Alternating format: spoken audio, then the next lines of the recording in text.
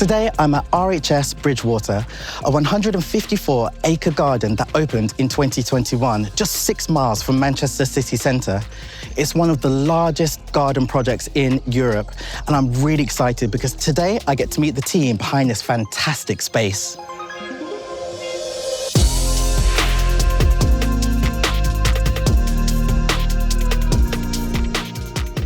Now, Marcus, last time I saw you was actually on my balcony garden, so it's only right that we're now here at Bridgewater having a tour. Enjoying plants, though, just the same. Bigger Right. scale, though. Slightly bigger scale. Slightly. So how did Bridgewater start? So the Royal Horticultural Society were looking for a fifth garden, and they put out a wide search, and they went all the way from Bristol up to the northwest, including Manchester. They chose Bridgewater in 2016, 2017. I mean, it's got everything. We've got 150 acres. We're right on the edge of a big urban conurbation in Greater Manchester.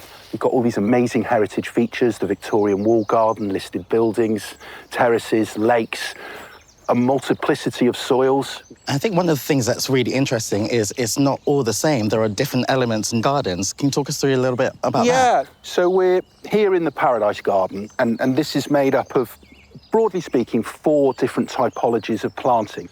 We've got the Mediterranean garden that we're moving through now. We've got a North American character area around the lily pond in the centre. And then we've got the Asiatic garden at the far end.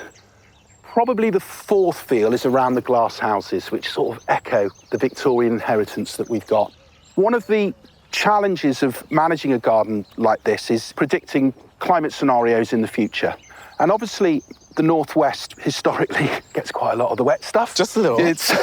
So the garden is essentially on a dome, so it can shed water. You can't really feel or see it, but we are. So the bit at the centre of this space is about 40 centimetres higher than the edge, because the real problem with trying to grow Mediterranean plants in a northern English climate is if they sit in the wet through the winter. Yes. Yeah, they'll take the cold, it's those wet winter conditions, and so far, fingers crossed, it's worked.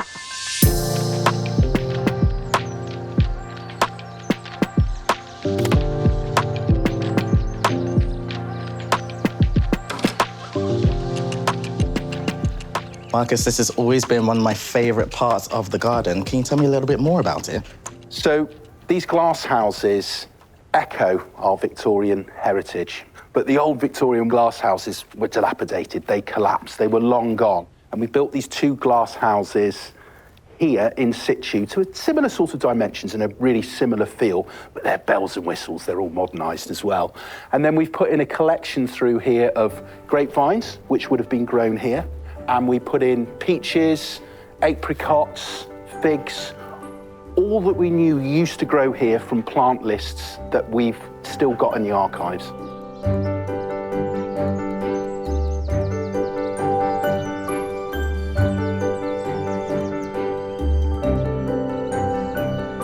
As a foodie, I absolutely love growing for my kitchen table, and that happens to be this garden here.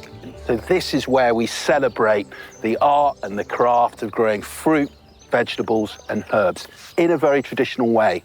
So we're just going to walk through a pear tunnel that we've put together, and you can see each tier that we've got is another year of growth. And after 8 years, I think it is, we'll get to the top of this archway, and then the full structure will be formed, and then we'll be walking through a full tunnel of pears at the right time of year.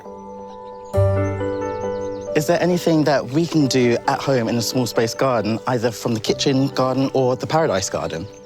So everything that we've seen can be scaled down and put into pots or containers and done in a more bijou way at home.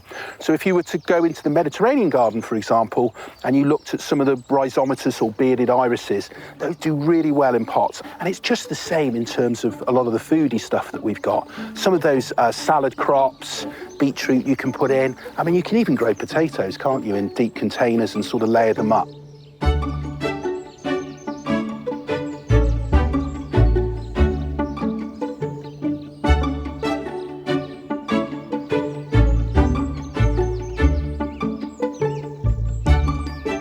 So, Faye, tell me a little bit more about the Community Grow Garden.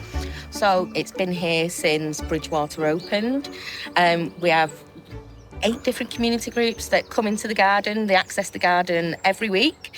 They plan what they want to grow in the garden, and they do everything from seed to harvest. So what kind of groups come here? So I try and keep them as varied as physically possible. I have a couple of different school groups that come in. So I have a nurture group. So they're children that might have things going on at home. They might have issues with their attendance. I have a Romani Gypsy group. So it's really nice to get people from other cultures in, because then I'm learning as much as they're learning. I find gardening really, really therapeutic. And I just want to show people that just being out in nature can just do so much for your mood. Faye, I'm used to raised beds being really boring, regular shapes. Can you talk to us about these ones? So people might be aware the honeybee and honeycombs is the symbol of Manchester. We are known as the worker bees of the UK. So all of the beds are hexagonal shapes, and even the canopy to the side of us here, when that is in leaf, that takes on a full hexagonal canopy. So there's a really nice bit of hexagonal shade in the garden. Hexagonal shade. This is a new phrase for me. Hexagonal shade. Yeah. Okay.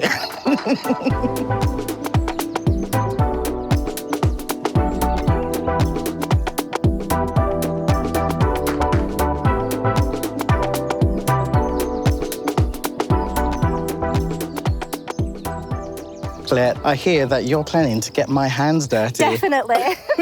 Right, well, you know what? Jewellery is off, sleeves are up. Fantastic. What are we planting today? So we have some chard, we have some miners lettuce, and we have some mustard. So it's a lot of edibles for our community that come along so they can take it home to eat at home, and just so that we can try different flavours, really, different fruits and vegetables. Amazing. Now, you do quite a lot of work getting people connected to nature. Yeah. Is gardening your passion? To be honest, it's become a passion over time. During lockdown, I decided that I've got to learn how to grow because it was very, very scary, and I wasn't very good at it. So luckily, I've been able to come here and learn lots of new skills, and we share that with our community users. What's it like involving the community with this whole experience here? It's so rewarding. When people come here, it's a breath of fresh air, really. It's just a step out of their normal life, their normal routine. People are making friends and they're connecting with other people, but they're connecting with nature as well. Everybody that comes gets a harvest every time they attend a session, if there's fruit and vegetables available. So they can take a little bouquet of flowers or different fruits and vegetables to take home. So we're very lucky, yeah.